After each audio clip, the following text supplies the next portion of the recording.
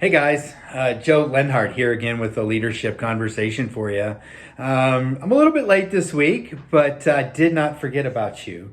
For those of you who are new to these videos or maybe have just connected with me on LinkedIn, what we've been doing is I've spent the last couple of months now just every single week taking a topic, an easy topic we can spend 5 or 6 minutes on that really can have profound, large impact on your leadership. Maybe you're someone that's already in a leadership role, or maybe you're someone that's making that climb. Maybe even you're a student of the game right now in college studying business, studying leadership.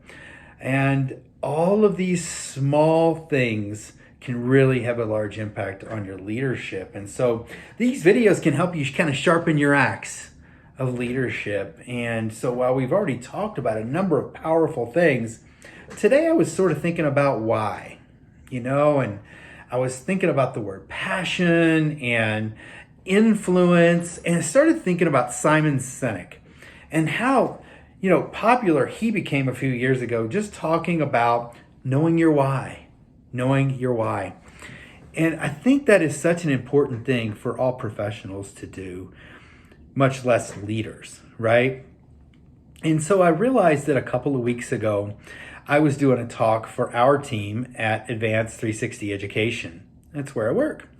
And I was sharing with my team my story and how it's important to share your story if you have one. And so I was talking about the very first student I ever enrolled.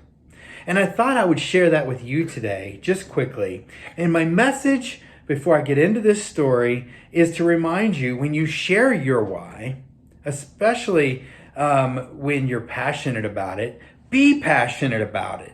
Be excited about it, because people will pick up on that and they will follow that. Sometimes they will even model that, right?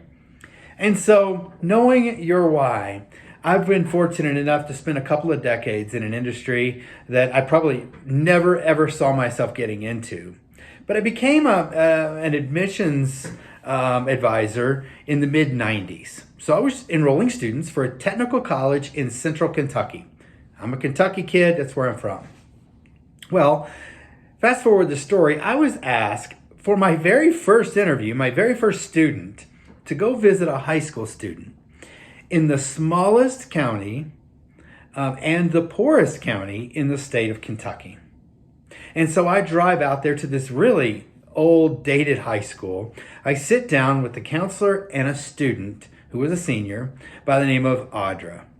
Well, I quickly learned that Audra, she wanted to be an architectural design drafter. That's what she wanted to do. Well, guess what? My wife had just graduated from the very same program at a technical college in Denver, Colorado. And so I knew a little bit about it and I was excited. We had this common topic that we could discuss. And so quickly found out that she came from really, tough situation. So we ended up, talking with Audra, finding out she didn't have transportation to the campus. So we ended up making it so that we could go out to the home, meet the parents, spend some more time with Audra. We were eventually able to get Audra out to the campus to visit the school.